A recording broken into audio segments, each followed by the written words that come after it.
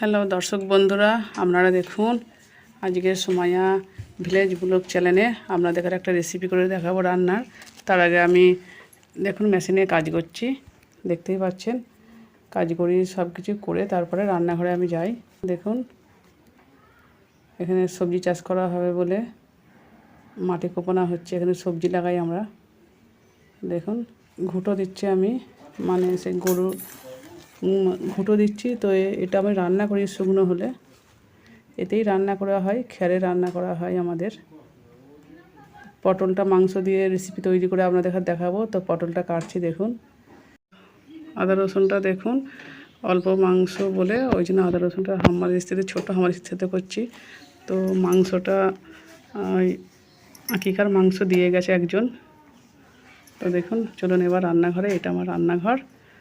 তো আপনাদের রেসিপিটা করে দেখাই, চলুন। প্রথমে কড়াই তেল দিয়েছি, পেঁয়াজ কুচি, তারপরে পেঁয়াজটাকে ভালো করে ভাজতে হবে। দেখুন পেঁয়াজটা ভেজে লাল হয়ে গেলে পেঁয়াজটা তুলে নেবো। লাল হয়ে গেছে প্রায়, পেঁয়াজ ভাজাটা তুলে নিচ্ছি। তারপরে মাংসটা দিয়ে দিয়েছি, যা তেল ছিল ওতেই মাংসটা দিয়ে দিয়েছি, দিয়ে ভালো করে নাড়তেছি আমি। খানিক লাড়ার পরে তারপরে মশলাগুলো দেবো।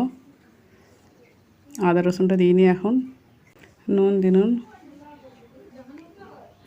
লঙ্কা গুঁড়ো, হলুদ গুঁড়ো। তো ভালো করে নাড়াচাড়া করে দিই। মশলাটা আপনাদের প্রয়োজন মতো দেবেন, যে এরকম মাংস সেই রকম। ভালো করে এদিক ওদিক ভালো করে একটু কষতে হবে।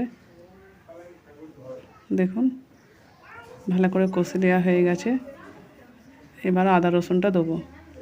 দেখুন আদা রসুনটা প্রথমে দিলে সেন্টটা চলে যায়, তো খানিক কষার পরে আদা রসুনটা দিলে তরকারিটা বেশি ভালো লাগে, তবে টেস্ট হয় প্রচুর। তো দেখুন তেজপাতা দুটো, এবারে পানি দিয়ে দিচ্ছি। পানি দিয়ে কিছুক্ষণ একটু সেদ্ধ করব, অল্প করে পানি সেদ্ধ করব ঢাকা দিয়ে। তো দেখুন আবার ফিরে এসেছি।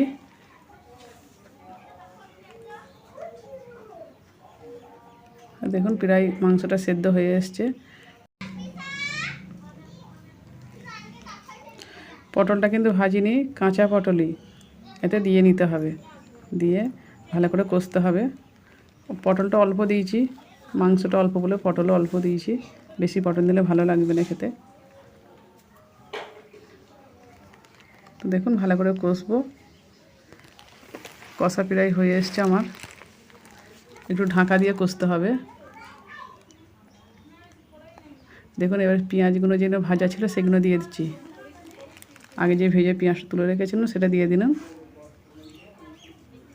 এই পেঁয়াজ ভাজা দিয়ে ভালো করে কষতে হবে। পেঁয়াজটা লাস্টে দিলে তরকারিটা সেন্ট করে, খুব প্রচুর সেন্ট হয় তরকারি।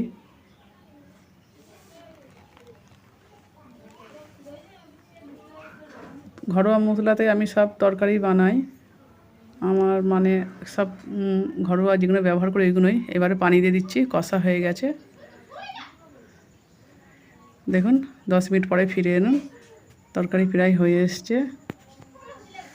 এই ডালচিনি দিয়ে দিচ্ছি।